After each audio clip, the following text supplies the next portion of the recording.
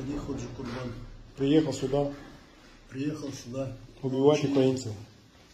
На учение приехал. Ты не знал, что ты едешь убивать украинцев? Нет. 100%. Вот не знал. Добро. Откуда ты родом? С Таджикистана. Таджикистана. На чем приехал сюда к нам? На танке приехал. Расскажи историю. Получается, на Клинцы, Брянская область. В Брянске, получается, нас перетасовали. Ну и командира поменяли, всех поменяли, короче. То, что знакомы были до этого, ну как сказать, с тем служили. Их тоже перетасовали там, никого не было. У меня экипаж был чужой человек, ну вообще чужие люди были, другие, которые я первый раз увидел. Танк твой? Танк не мой, там тоже их не все. Ну вот, все, вроде бы сидели там, танк покрасили 2 дня, там потусовались, получается, в Клинцах.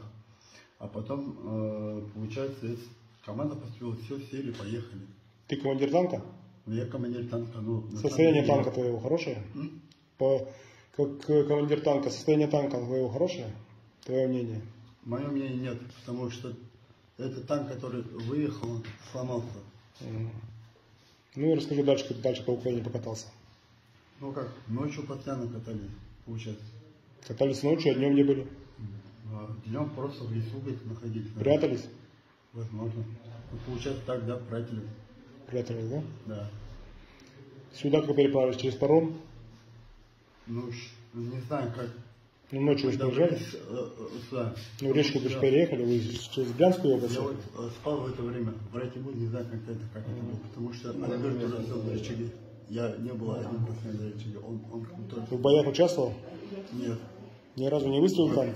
Вообще ни разу. Это точно. То есть еще на твоих руках, надеюсь, украинской крови нет, да? Нет. Добро. Ну ты же прекрасно понимаешь, что вас Путин затянул в войну, которая называется... Нет, ну нас отправили на учение якобы, но никто... Ну а вы попали на войну, чтобы убивать украинцев, получается. То есть вы новые фашисты. У нас сейчас бомбят города, бомбят села, убивают... Ну бомбят они все, мы не стреляли ни разу. Это не является оправданием, Ильич.